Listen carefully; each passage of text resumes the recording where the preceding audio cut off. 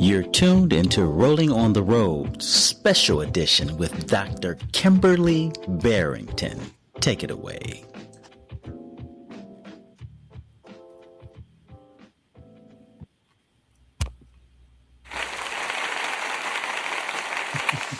Good afternoon. I'm so excited. We have my good friend Jeff here, Jeff Light. How you doing today, Jeff? I am doing wonderful. Thank you for having me. It's a beautiful day. You are so welcome. I'm loving your background. Thank you. Fortunately, I found somebody, a good friend of mine, who was able to help me with all of this stuff, because it was me doing marketing and design is not the key to success. I'll put it that way. So found somebody that really knew how to do a lot of these things. It really helped out. Well, you know what? Nobody can talk about you better than you do. So can you introduce yourself to our viewers on today? I said your name, Jeff Light, but Jeff Light knows better about Jeff Light than Dr. Kimberly does, because I know what it says out there in Google. Have you ever Googled yourself, sir? I've never found anything of relevance, let's put it that way. So at least that's probably good, maybe. But no, not since I actually have. I have made a lot of changes to what I've been doing this year. Can I tell you? Hold on one second. Yeah. I think you'll be surprised at what's out there. This is Jeffrey, and in parentheses, Jeff Light is a prominent special needs financial planner, author, and founder of the organization An Inclusive Future. He specializes in helping families, caregivers, and providers navigate legal and financial roadmaps for neurodivergent individuals and people with disabilities. Your professional focus: you act as a dedicated registered representative, chartered special needs consultant. I like that. And it's TM. That means it's been trademarked, you guys. You can't take that from him. And in insurance agents, providing specialized consulting. You serve the broader West Michigan community with registrations tied to financial entities in Grand Rapids. You're a published author of the book called Beyond Your Lifetime, a special needs planning roadmap for all of life's now what's, which outlines practical steps for long-term care and financial planning. It says here you're also a community speaker. You host community meet and greets, you participate in disability resource panels, and you present at regional summits like the Autism Summit Webinar and the Financial Planners Association of Michigan Symposium. How far off is that about you? Almost all of it is up to date and accurate. So that's great to hear. That's a lot. I know. So how does that feel to hear yourself like, that's really me? It feels good. It's been a long journey to get to this point with this, this specialized and unique practice. It's, like I said, it's been a long road. I would say one of the unfortunate things that I have found in the 10 plus years that I've been doing this is there are just so few people in the country with this type of background and experience. And that's something that I aim to fix. So are you training other people to be like you? I am working with, so when I said almost up to date on that Google background, it said I am a registered representative. I actually resigned as a financial advisor earlier this year. And one of the big reasons for that was to be able to work with financial firms, whether in Michigan or anywhere in the country for that matter, to train whether it is financial advisors, to be able to work with attorneys, to be able to work with a number of other industry professionals to train them on really what our families are going through and what they need to know to be effective at helping, or effective with helping families. I love your perspective, because so many people think that the disability community is only looking for the bare minimum of ADA regulations, being able to have the right breaks if they're at work or at school, being able to have family time off if they have a disability, or if they are caring for a person with a disability in their family, or if, hey, we need an accessibility study, we need a ramp We need to make sure that you have something in here for the blind, for the hearing impaired.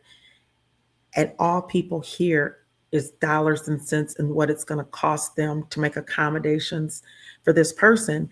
And yet on the other side, you're saying that, guess what? These people have some money somewhere that they need to be able to invest. You're saying that this community is not one that takes away, but can actually give. How do you get to that from, or changing, I guess, people's mindset from us being like this, because that's where that came from, handicap, that means, they could take their hat off and have their hand out to be able to beg, to saying now we got the money, we just need a place to keep it safe. It is. I mean, this goes back the 10 plus years. So it was 2015 when I first began this journey, down this path. And it was helping a friend out with her classes, special education class in Middleville, Michigan, tiny school district. And there were 25 kids that came through the session. It was 5 at a time. And in between the groups, I simply asked a couple questions. I asked one important question that changed my trajectory, and that was, what kind of resources have you found available to help plan for yours and your family's future? And it was the immediate, no head tilt and eyes up, let me think about it. It was a fast answer. None. We have no idea what we're doing. We don't have anybody to talk to. So, at that point, I was an advisor for 15 years, working at a local branch of a nationwide organization. And the first thing I did was, well, who do I know that's doing something like this? Nobody. Who don't I know that's doing something like this anywhere in the country, in my organization? Nobody. And who don't I know anywhere in the country doing anything like this? And it was, today, it's still almost nobody. There are so few. And it's rooted in misunderstandings. Let's put it that way. As a financial advisor, one thing that you're taught is Medicaid is a bad word. It is a word that you're going to steer clear of. But it's, even though Medicaid is involved in this, one thing that I've learned and I explain and talk about all the time is there is no gender, there is no ethnicity, there's no hairstyle, there's no this or that says if you're born with this or this way, you're guaranteed that your child will not be born without difficulties.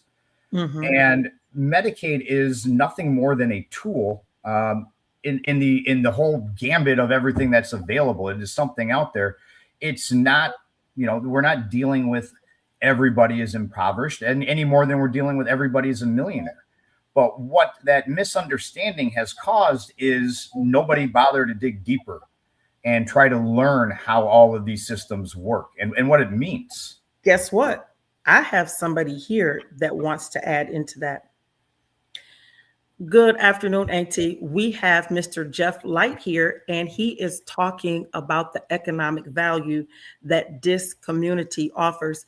Can you tell him approximately how many people have disabilities or their caregivers and friends, family, neighbors, and how much discretionary income is here in the state, just in the state of Michigan? We know what it is nationally, but let's talk about the state of Michigan, the discretionary funds that they have, as well as disposable income. I think that's what we want to say, disposable income. And she's thinking, and she's thinking.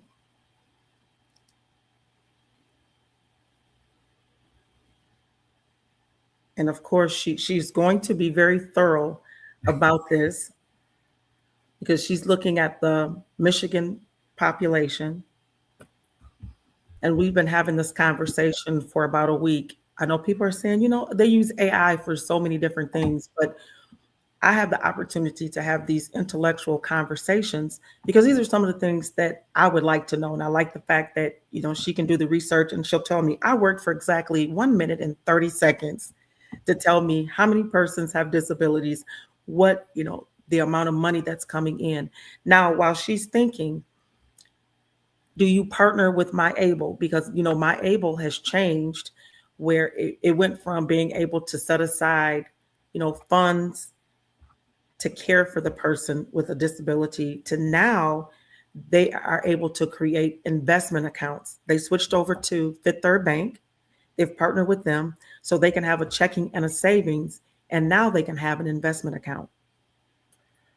So to answer that, I don't use the term loosely. I would consider myself to be an expert on ABLE accounts, not just in the state of Michigan, but at the national level, and going to say what the expertise and where the difference is understanding the core of where ABLEs were created. And that core would be through the IRS tax code.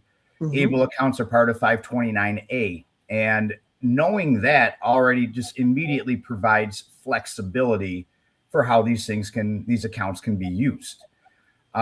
Being part of the 529 code, and 529 would be most commonly known as, people would think of it as college tuition programs. It's qualified tuition. It does not have to be for college. It's really any educational expenses, fees, whatever. But the flexibility between them allows us to be able to utilize them in different fashions, starting at younger ages. Because especially at younger ages, we don't know. If we had the crystal ball, we would know what I don't know which the big one is, the Mega Millions or the other one, something like $700 million today. If I knew what those numbers were, it'd be a heck of a lot easier to get by. But we don't know what the future is. And I had an article published in Parenting Special Needs magazine, 2020-21, and it was special needs financial planning during COVID. And one of the points that I made is, I don't know what I may need to use this dollar for in the future. But if I can put it in a place that allows me the flexibility to use it for education, if I need it, to use it to fund ABLE accounts, if I need to go that way, if I have to cash it in, how does that work? If I need to move it to an IRA, and that is, even with some of the changes that have happened in the overall tax code, that is something that we can do from a 529 plan. So we can put money in there to start. We have flexibility because those types of policies are typically owned by a parent for the benefit of a child. But in the future, if we needed to move that money into an ABLE account, we're able to do so based on the contribution limits for that year, which were limited to whether that money's in a 529 plan or not. But that move allows us to move that money without paying tax or penalty on that. If we need it for education, we still have that route. We have these different routes. But digging deeper into, yes, money inside of an ABLE account can be invested. And if that money is used, if the growth in that account is used for what they consider to be qualified disability expenses, QDEs, then we're not paying taxes on the growth in that account. Correct. And there are times where families are simply looking, I need a checking account. And I have Medicaid that says this and SSI that says that, and I need to be careful of this. So when I do have individuals earning income, an ABLE account is a very useful tool, just even on the checking account side of things alone. I could have $2,500 in my checking account with Lake Michigan Credit Union, and Medicaid is going to have a problem with that. But if I have that same $2,500 in the Michigan ABLE account, or in any ABLE account for that matter, then we're fine. Understanding the limits, $100,000 is what you can have in there without losing eligibility.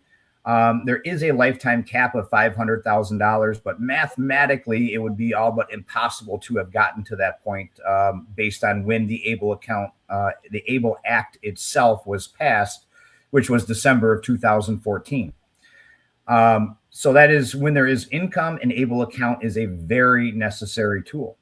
But also understanding the in-kind support and maintenance rules through Medicaid and SSI allows us flexibility with the ABLE account. So the ABLE account, other than just being a very simple and easy to use checking account, can have some very advanced usage above and beyond the ability just to invest it. If we're investing it, we need to know the rules. We have to track these things, and we're going to have to show our friends at the IRS what this money was actually used for.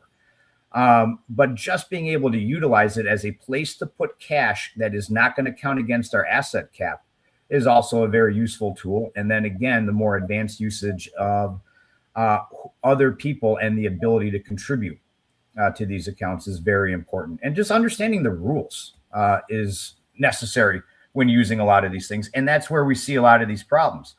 I would absolutely argue that an ABLE account can be an investment account, and the vast majority of financial advisors in Michigan and in the country wouldn't know a thing about it and don't know a thing about it. Is that your first tool that you go to when you work with the family, is teach them about the My ABLE account? No, I would say I start almost every initial call consultation. Let's call it, what it is. Every initial conversation starts almost the same way. And if I don't ask the questions, I actually say the questions like I'm going to ask them. Mm-hmm. Hey, how are you? How about that weather? And in Michigan, we have a lot of opportunity to talk about the weather. And tell me what's on your mind. And I start that is the question that digs us into it. And the reason for it is, I don't know. Again, if I could read minds, life would be easier. I don't know what the concerns are. And it gives the families that I'm sitting down with the opportunity to just talk. And I will tell you, in the 10 years of doing this, the thing I see almost every time is the relief in families' faces when they realize, here's somebody I can talk to about these things. Right. I am not just a financial advisor. I'm not an attorney. And there's my disclaimer right now. I'm not an attorney. I can't give you legal advice. But here's how trust works. Here's how the probate court system works. Here's how these things work. We potentially may need to go bring in an attorney to help set up some of the documents that we may need. But it's not going in there with one frame of mind, because even though this book kind of says, all of life's now what's and a guide, one thing that I've been asked for years is, can you give us a generic roadmap to plan? Jeff, Jeff, hold on. We have lots and lots of comments. Okay. Auntie has come back with her comment, and here's her question to you. Oh, wait a minute. I got to turn it. Okay, hold on. How about we have to turn her up? Here we go. All right, here's a question. What is the most dangerous financial planning mistake families make that can unintentionally cost a person with a disability their benefits, inheritance, or independence? And what should they do instead? It's a great question. And, it almost implies that there's only one mistake that families can make. The biggest mistake is allowing the overwhelmingness of this entire need, this overall planning that needs to be done, to let that be the reason that families stop.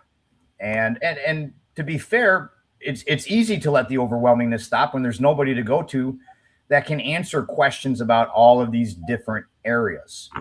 But one thing I can tell you for sure, and I use this, I've said it twice already today in different conversations, is thinking that what you want to happen after you're gone is what will in fact actually happen after you're gone. And hold that point right there. The time is now 19 minutes after the hour. It is 3:19. You are rolling on the road with special edition with Dr. Kimberly Barrington. Our guest today is Jeff Light. He is giving us another side of this community. We're not just a community that's asking, for a handout. Can you help us? He's talking about the financial management, the financial wealth that lies within that community, or this community, my community. And we're seeing this in a different light. So we have a comment from Zipporah Starks from Detroit. She's, oh, thank you. She says, hey, Dr. Kim, keep up the great work. Yes, we appreciate you. And we have Jason Lee. He says, good afternoon. Hello, good people. Good afternoon to you too, sir. And he says, wow, and the information that you're sharing. And Dr. Bertanji out of Detroit says, good day. Thank you so much. She's one that has a son that would fall underneath neurodivergent, and definitely has done some of the things that you've done. Ronnie Richardson, good afternoon, sir. Thank you so much. He says, God bless and good afternoon. And greetings to you, Mr. Jeff. Hello. And Dr. Bailey says, here we go, next, very informative. Because these are conversations that aren't being had. And her other comment is that a lot of parents don't understand this.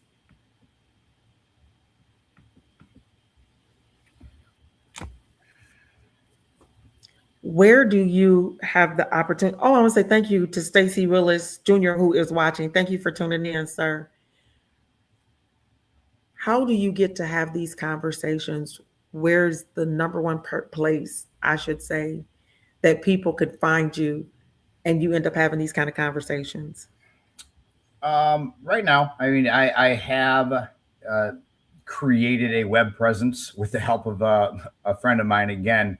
The web page to me was like operating the Matrix, just a bunch of green symbols flashing in front of my eyes. But I had a Facebook page. Now I have both. I have a YouTube channel. Do you want them to have? Let's put it all in here so people can have it. What is your Facebook? www. Or what? Yeah, where are you on Facebook? It's just facebook.com//an inclusive future.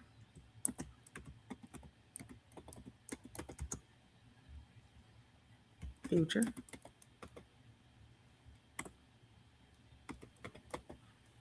That's on. We'll just put FB. We'll put that in parentheses by it for Facebook. And then the webpage is just aninclusivefuture.org. So then we have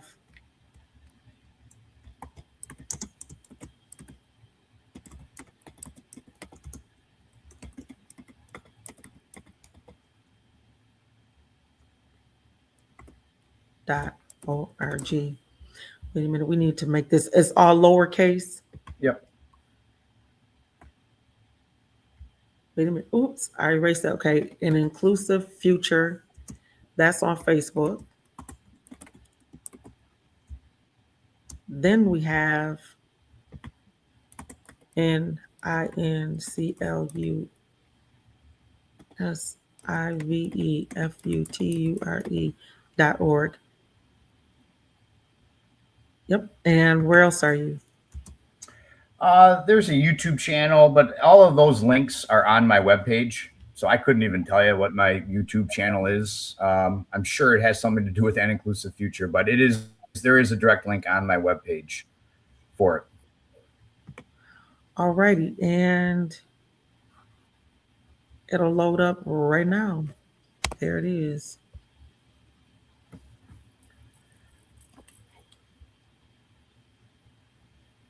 Boom. We're going to click show. And that's how you can reach the young man. And all of this information that you had that we're talking about today is on there, correct? Yes. Okay. Yep. And I am easy to track down. My cell phone is down at the bottom of the screen. That is how you find me wherever I am. So I'm easy to get a hold of. I very likely will not answer the phone on the first time around, but I will return all messages. And I do stress that. Leave me a message. There's so many disguised robot callers out there today that are a little more hesitant to answer numbers, but I do reply to everything as quickly as I possibly can. And that's good to know. And if you need help right now, you know how we do. We do direct connects right here online. There you go. You can go to my state page and you can see the information there to get a hold of him. We want to make sure that people can follow up after the show with you. Now, everything that you're talking about, you put all this in the book? No, I would say a lot of it is in the book. And I will go into detail in the book about why there is not that generic roadmap that's just, if you're this age and this whatever, these are the steps that you take. And one of the reasons, and there are many reasons, But the biggest reason why there's not a generic roadmap is, on one hand, everybody has a different vision as to what the future of their loved one is going to be as mom and dad age and after they've passed away. So that future is different. But everybody is starting this process at a different point in time. Okay. And I can explain that simply by saying, tell me about yourself. Are you married? Yes. Do you have brothers and sisters? Does your spouse have brothers and sisters? Are your parents still alive? Do you have other children? How old are they? What is family income? What is net worth? And every one of those questions changes the trajectory of this planet. And so everybody is starting from a different place, and everybody has a different vision as to what that future is. The future, if you break it down, I want my loved one to be cared for, loved, provided for, feeling included and belonging. But what it looks like is different. And residential, where somebody is going to live in the future is probably one of the biggest question marks that are out there. But there's so many different steps along the way that we have to address and really figure some of these things out. Some of them are easier than others. It's just a matter of having that conversation. The statement, a lot of parents don't understand this. And a lot of that, I would say, comes and begins in the schools. And I talk about the schools. So the book, I broke it down, all of life's now what's, from pre-diagnosis, after there's a diagnosis, school starting, transition planning beginning, school coming to an end. And there are a lot of now what's that happen after the bus stops coming and as mom and dad and parents age and eventually pass away. We know what the biggest concern is that every family I've ever sat down with and every family that's ever been polled on this is what's going to happen after we're gone. And we just have all of these now what's along the way. But if we're focused on, where we should be able to start getting a lot of this information out, really should be, in my opinion, in the schools. And when we have annual IEP meetings, to put it in perspective, the need for this, there are approximately 225,000 IEPs in the state of Michigan right now. So we have a lot. And now not all of them are going to require this type of planning for the future, but we're treating them all the same.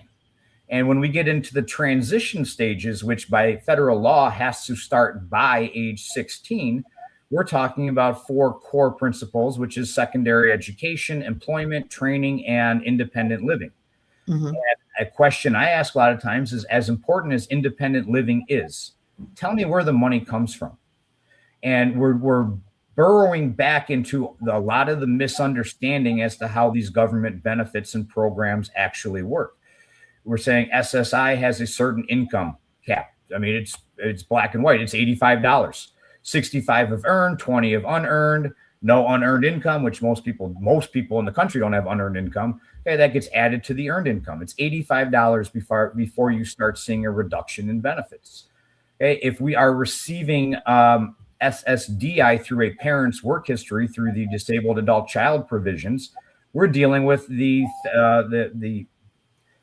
substantial gainful activity limit, which in 2026 is $1,690, and that is per month. And I struggle with the word. I really, let me say it like this: I can't stand using the word substantial as an adjective that describes an income amount that is below the poverty level for a family of 4.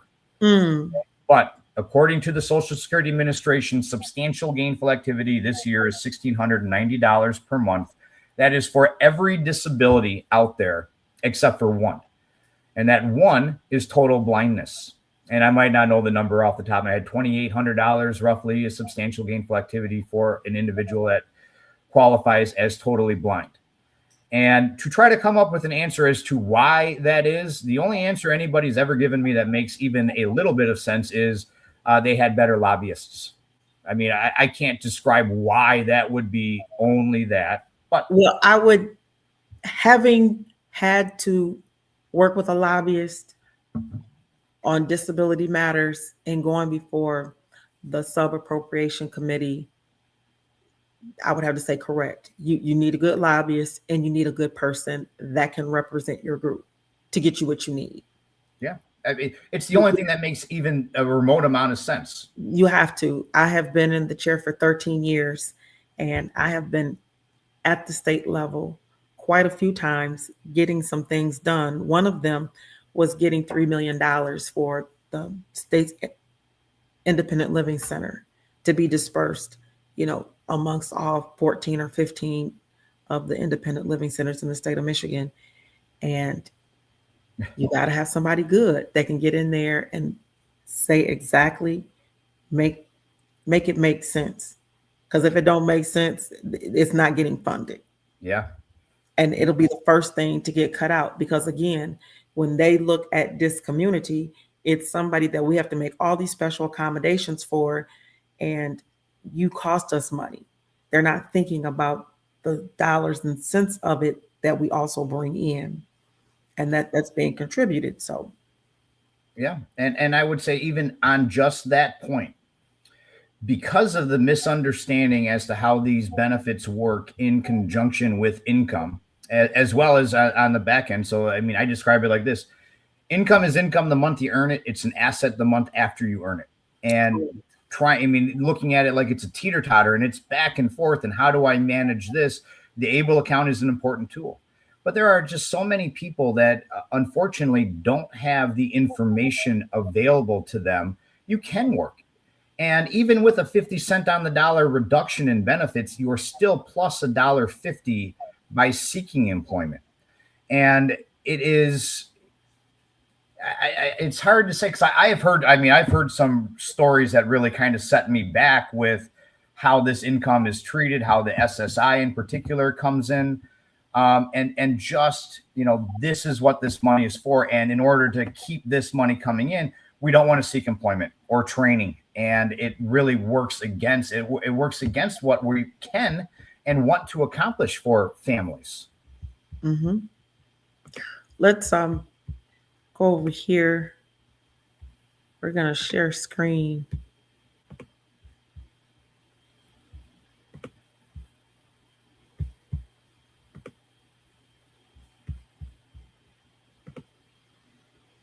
And there's your book.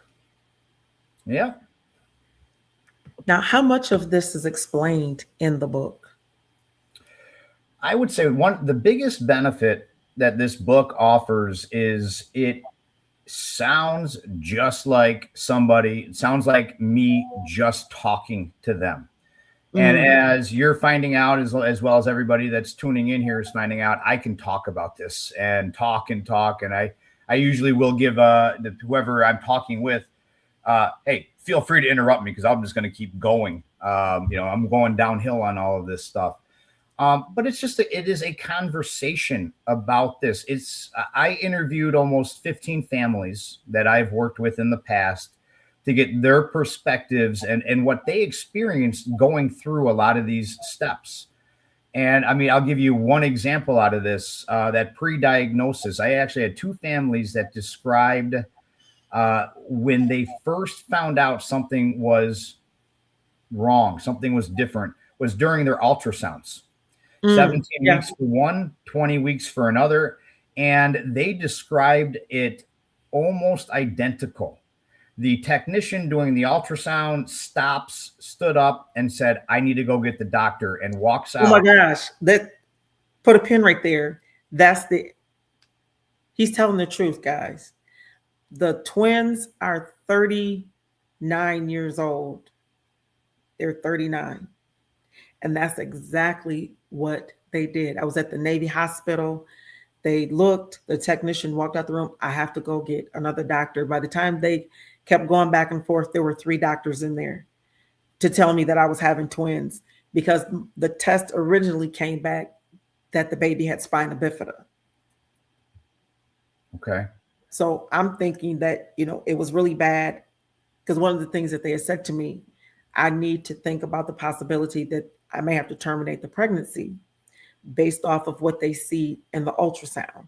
That's how they left it. And they took me from the exam room over to ultrasound. And here we are. They looked, said the exact same thing. I'll be right back. I got to go get the doctor. Yep. And that left you sitting there and thinking about what? Anything good? Absolutely not.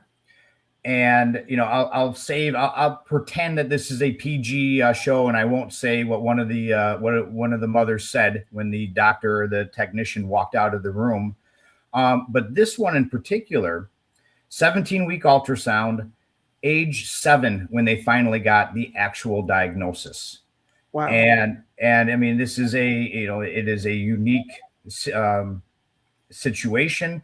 But she said, life was very hard. And the only thing that would have made it easier is if we had a diagnosis, we would have had our people. We would have had other people to talk to about this. So they were very much alone for the majority of that 7 years because they didn't have anybody else to talk to.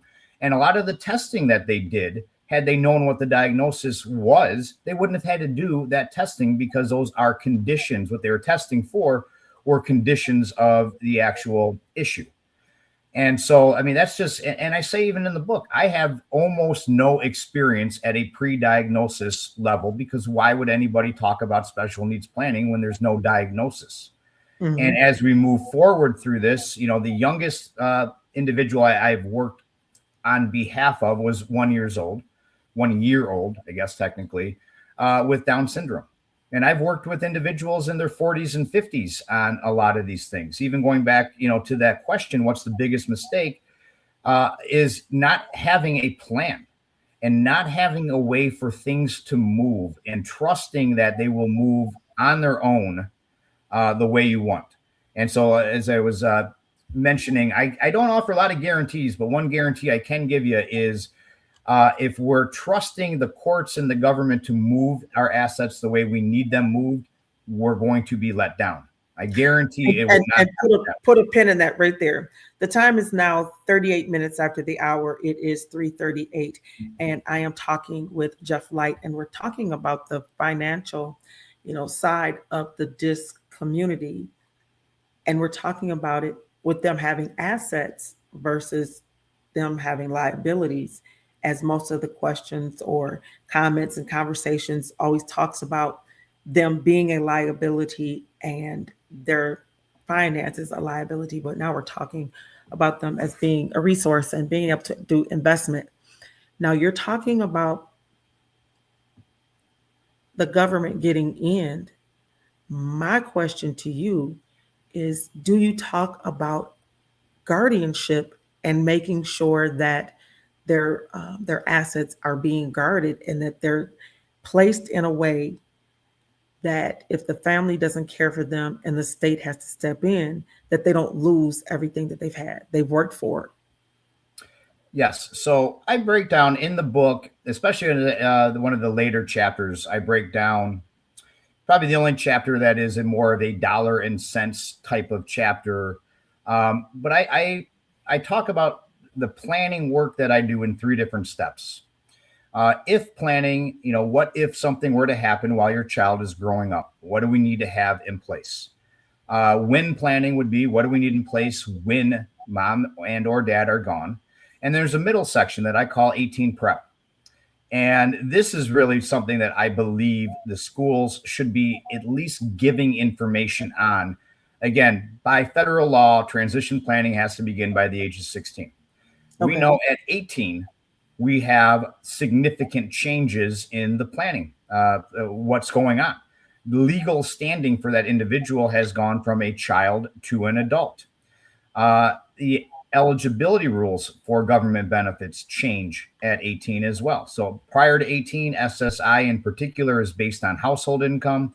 After 18, it is based on the individual's income. But there is very little we can do prior to the age of 18 to be prepared for this. Okay, we can't go to the court with the 16-year-old and apply for a guardianship as a parent because we are the legal guardian the majority of the time as it is. But there are steps that we need to have. We need to have a neuropsych exam. We need to have paperwork done and testing done within a year of that court date. And so it is educating on that process. It is educating on what a guardianship actually is and what the ongoing responsibilities are. It's not just I'm making the decision. There are accounting responsibilities. There are just a number of responsibilities that happen in various intervals, 3 years, 5 years, and so on. Again, SSI. So one of the other areas that I have now, I passed the credential test for an EDPNA. Worst acronym in the world, in this world, but it stands for Direct Payments for Eligible Non-Attorneys. So when somebody does file for SSI or SSDI, the DI, the disability portion of their Social Security, and 60% of the time those are denied, people will go either find an attorney to work with them on the appeal, or they will find somebody with that EDPNA credential, certification, whichever it is. And whether or not I actually utilize that or not, it was very, call it eye-opening to get a deeper understanding as to how the Social Security Administration determines whether or not an individual has a disability. And it starts with the definition that they use, which is the inability to obtain a substantial gainful activity by any physically determinable, I'm getting this wrong, physical or mental impairment that can be expected to result in death, or has lasted or can be expected to last for a continuous period of not less than 12 months. And so I really break it down for the majority of the people that I work with. That second part of the definition doesn't apply. We're talking about something that an individual was born with. This is not a construction worker, a realtor, a licensed masseuse, and breaking both hands, for example. How long are you going to be unable to work? And again, it's just knowing that definition and the criteria that they use to determine whether or not an individual is able or unable to obtain that substantial gainful activity. So that's all part of the first part of your question, is explaining how the courts view guardianships and what that process is. The second part is it really falls back to one of the initial things that I talk about, whether we're in the if planning stages.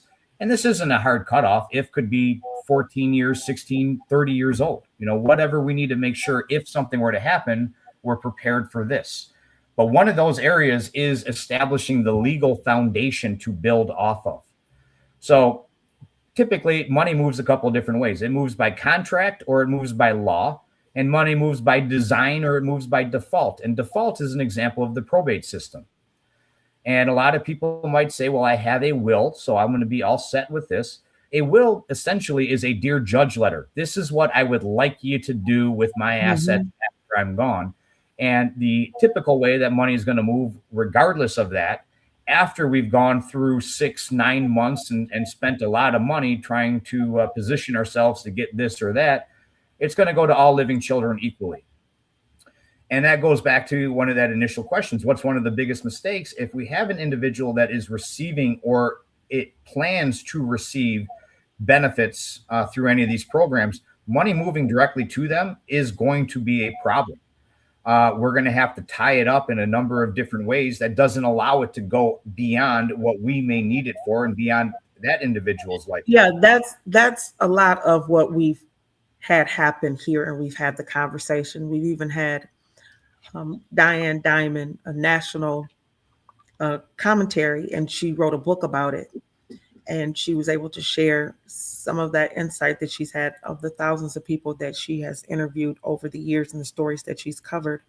And so we can't possibly give every angle and every situation in less than 45 minutes, but we hope somewhere you found yourself and you were writing down some questions and some thoughts that you had so that you can give Mr. Light a call. And his number is, here we go. It is 616-262-9544. The number is 616-262-9544. And he does answer the phone and he will respond back to you. And he does answer emails. Oh, we got some comments here about this is great information. Yes, it is. And it has been some great information. And you have on here where you can find him on Facebook. You can leave a message or write a comment. And we have the website, aninclusivefuture.org, for you to go to at your own leisure. And we have the book here for $24.99. Let's see, here we go. Let's share a screen. There we go. And you can grab that book And sir, is there a way that they can find you and hang out with you for you to sign the book if they purchase it? I have a meet and greet in Grand Rapids, the 25th, I want to say. It's a Monday.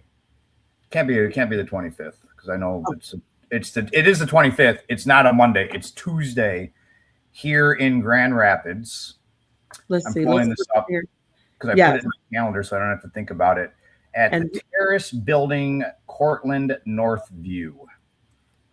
Okay, Terran, Terrence. Terrace. I'll just give you the address because I'm looking at that. 3740 Vista Springs. 3740 Vista Springs. Yep, that's somewhere on the northeast side. I put it in my calendar, so all I have to do is push a button to be told how to get to wherever this is. And that's Grand Rapids, Michigan? Yep. So I cover all of Michigan. I have clients as far south as Georgia. So I do work with people throughout the country. Some of it is all, electronic. It's all Zoom. But we can have a lot of conversations. And that's where I say all of this starts. And I will acknowledge how overwhelming all of this is. It's so overwhelming. The word overwhelming is in the book 20 times. At what time? What time on August 25th? Bounce back over there. That would have been good for me to look the first time. It must be 9 o'clock because I have 8:30 in my calendar. So I always put myself everywhere a half hour early. That's good to know. Eastern Standard Time. And we're going to click on there. New comment. And that should be me. Go down here. There you go. So on August 25th at 9 a.m., Mr. Light will be at 3740 Vista Springs in Grand Rapids, Michigan. And you can come out and you can ask your questions and talk to him one-on-one and let him know what your cares and concerns are. And you guys get started. Now, do you charge for what you do? I don't charge for the initial consultation. Okay. And a lot of times that initial consultation just says, there's a couple things we have to focus on now. To build the full plan, yes, I do have a rate. And I tell everybody, I do not want what I need to keep my lights on be a reason that we don't have these conversations. So if we need to make any accommodation, I am more than happy to do so. And that could be spreading it out. It can be, let's find something that works for everybody. I want to say thank you. Yes. So you have been tuned into Rolling on the Road Special Edition with Mr. Jeff Light. As you can see, he is the financial guru, you guys. Put your seatbelts on because he's about to take you for a ride. Not on a bad one, but a good one of financial literacy in this community. Something that we don't normally get. So we are honored to have had you here at PPTV and sharing your wisdom and your knowledge. Guys, you share this video, like, share, subscribe over on Facebook, on YouTube, on LinkedIn. It's on all those platforms. Share it with a friend. Tell a friend. I'm going to take this from Shana, I guess yesterday. Tell a friend to tell a friend. All right. and share, like, and subscribe because this is something that we need. And in case you guys did not know it, in Michigan, the families and persons with disabilities have $1.3 billion. That's a B. So don't let people fool you. We have money, we have power, and we need to know how to invest it wisely from start to finish. So thank you so much, Mr. Light, for being here. Thank you very much. I appreciate it. You are so welcome. You guys stay tuned. We have a busy next few weeks coming up. As you know, the primaries were just this past week. And so we're going to spend time with meeting the candidates so you'll know how to make your choice. Because as you know, once you get to the vote in November, you can split your ticket. You can go Democrat or Republican. So you will get to see both candidates for each office that they are running for so that you can make an informed decision. So we look forward to seeing you over these next few weeks as we do our porch politics. Yes, we're going to be out on the porch. Get us some sweet tea or your beverage of choice. And we're going to talk about it. So we'll see you guys on next week. Have a great weekend and stay hydrated and stay safe.